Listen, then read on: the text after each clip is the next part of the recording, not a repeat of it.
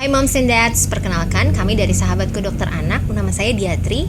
Dan saya Maudi, dan kami berdua sehari-hari berprofesi sebagai dokter anak. Hari ini kami ingin ngobrol tentang campak pada anak. Mot, akhir-akhir ini kasus campak tuh lagi banyak banget ya.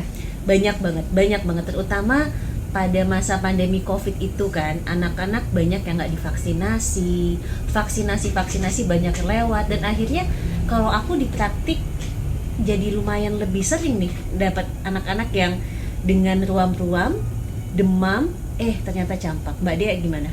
Sama persis. Tetapi kita perlu menjelaskan kepada moms and dads di rumah apa sih bedanya campak dengan infeksi virus yang juga bisa menyebabkan demam dan ruam. Karena campak itu di antara virus-virus tersebut itu adalah yang paling memiliki komplikasi paling berat. Iya, bener banget. Dan kita sekarang coba bahas ya. Campak itu kan sebetulnya penyakit yang disebabkan oleh virus campak. Yang gejalanya itu nanti ada demam, yang selain itu kita bisa ketemu ada batuk, matanya juga jadi ada kemerahan, kemudian hidungnya meler-meler. Nah, setelah itu kejadiannya ada merah-merah di kulit kan Mbak Dea ya? Iya, betul. Dan tolong dicatat ya moms and dads bahwa merah-merah di kulitnya itu atau ruamnya itu muncul pada saat demam sedang tinggi-tingginya. Kemudian dia baru akan menghilang setelah demamnya turun dan dan kemudian akan biasanya meninggalkan kayak bekas-bekas kehitaman.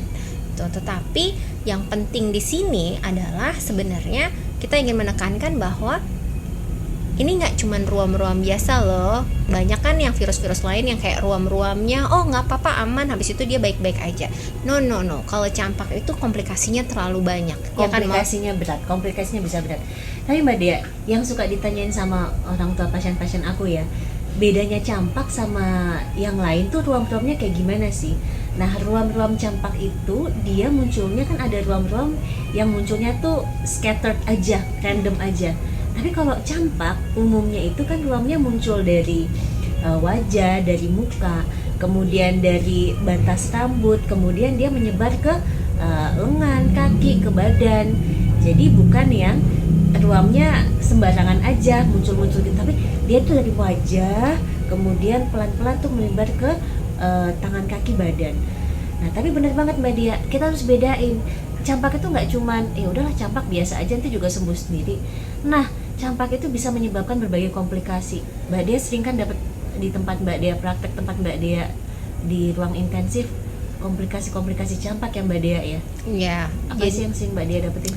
Jadi itu beberapa bulan terakhir ini karena mungkin angka kejadian campaknya juga banyak banget, akhirnya sampailah beberapa pasien dengan campak dengan berbagai komplikasi yang cukup berat sampai di ruangan ICU. Jadi yang jelas campak bisa menyebabkan infeksi di paru-paru, yaitu pneumonia. Kalau nggak salah ada berapa? 1 dari 20 anak bisa menyebabkan bisa terkena pneumonia pada pasien-pasien yang terkena campak. Dan ternyata kalau pneumonia itu bagianku ya Mbak Dea. Iya. Jadi bukan maksudnya. Nggak apa-apa. Karena aku moms and dads perlu dijelaskan bahwa Dokter Maudi ini adalah dokter anak konsultan paru-paru respirologi. Jadi harus dibahas oleh Dokter Maudi. Maksudnya pneumonia itu aku sering banget dapat konsultasi pasien-pasien pneumonia ya. Dan benar Mbak Dia, 1 dari 20 orang anak yang campak itu ends up with pneumonia. Dan pneumonia itu merupakan penyebab kematian terbanyak akibat komplikasi campak. Sedih banget ya. Sedih banget. Terus kalau yang di ICU juga nggak cuma pneumonia, tetapi juga ada encephalitis. Encephalitis itu apa sih? Infeksi di otak yang kemudian anaknya mengalami kejang, mengalami penurunan kesadaran, dan setelah kita periksa ternyata penyebabnya adalah campak. Walaupun kejadiannya kalau misalkan dilihat di referensi itu kayak 1:1000 anak, tetapi kok di rumah sakit saya itu rumah sakitku itu kayak dalam waktu 2 bulan ini udah 2 kali apa 3 kali dapat pasien dengan encephalitis tapi disebabkan oleh campak. Jadi serem juga sih. Serem banget. kena otak, sesuatu yang kena otak itu pasti serem. Oh ya, FYI ya mama ya, moms and dad semua, jadi Mbak Dea ini adalah dokter anak. udah tahu, nggak usah dibahas. Jadi udah tahu ya. Udah tahu. Jadi menangani berbagai macam kasus-kasus berat yang harus masuk ruang intensif dan butuh alat bantu segala macam atau obat-obat yang sudah lebih tinggi dibanding ruang-rawat biasa. Mungkin moms and dads nggak kebayang ya ensefalitis itu kayak apa. Ensefalitis itu bisa menyebabkan anaknya penurunan kesadaran karena dia kena infeksi di otak atau peradangan di otak, penurunan kesadaran, kejang-kejang.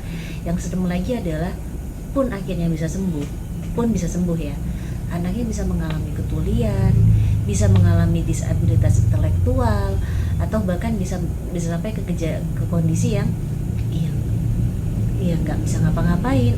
Misalnya dia cerebral palsy gitu ya. cerebral. Nah itu kan serem sekali gitu ya.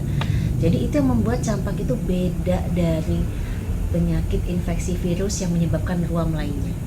Beda banget. Yes. Itu yang harus jadi perhatian moms and dad semua. Dan semua pasien-pasien saya itu, pasien-pasienku itu yang di ICU itu semuanya riwayat tidak divaksinasi.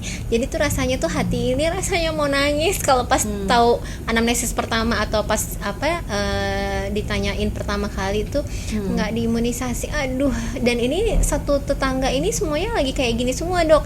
Rasanya pengen nangis sendiri gitu loh, kayak gitu, nangis di pojokan. Jadi orang tua tuh menceritakan itu seakan-akan itu adalah hal yang biasa, padahal saya sendiri tuh kayak yang ngelihatnya tuh aduh ini anak nanti bakalan sampai kayak apa gitu. Jadi itu sih sedihnya, bahwa sebenarnya itu adalah suatu penyakit yang bisa dicegah dengan imunisasi, cuman gara-gara kita nggak vaksin, dan alasannya juga sepele lagi. Jadi kayak misalkan nggak dikasih tahu sama puskesmas misalkan gitu ya, atau nggak tahu, takut ke rumah sakit, lupa, ini, kemarin waktu pas harusnya jadwal imunisasi demam. Jadi semuanya itu alasan-alasan yang sebenarnya sepele dan sebenarnya masih bisa kita kejar. Oh ya, moms and dads, kalau anak ketinggalan imunisasi bukan berarti nggak bisa imunisasi ya, harus tetap dikejar ya imunisasinya ya. Iya bener, jangan takut. Aku tuh sering banget beberapa kali sih ya dapat datang gitu anak udah batuk pilek misalnya gitu, terus pas aku lihat imunisasinya nggak lengkap. Terus aku bilang, Mama ini kenapa nggak dilengkapi imunisasinya gitu? Iya Dok, udah kelewatan banyak, jadi ya udahlah, takut apa bagaimana. Aku nggak ngerti, dia takut sama dokternya apa takut sama siapanya? Harus lebih takut sama penyakitnya yang nggak diimunisasi.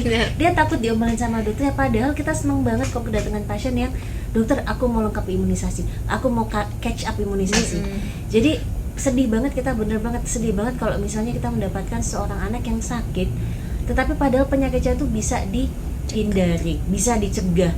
Sedihnya sedih banget kita sebagai dokter anak, kita ya sedih banget ya, kayak Mbak Dea sedih bilang, banget. Mbak Dea tuh sering menangis di pojokan itu karena iya beneran, itu nggak bohong ya, kalau masalah nangis itu beneran nangis.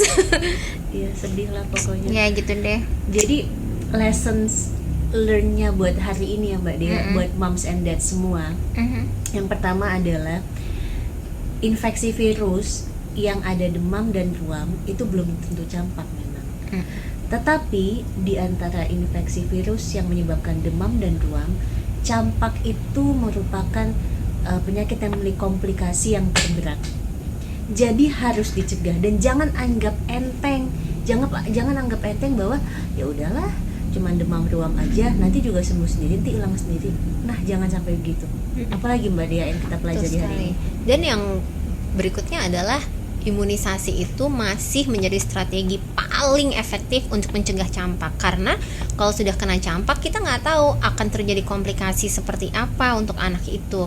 Komplikasinya tadi sudah dibahas ya satu-satu ya, bahwa ada infeksi paru, infeksi otak, macam-macam, dan kematiannya juga bisa disebabkan oleh komplikasi-komplikasi tersebut. Jadi ya kalau bisa dicegah, kenapa tidak dilakukan?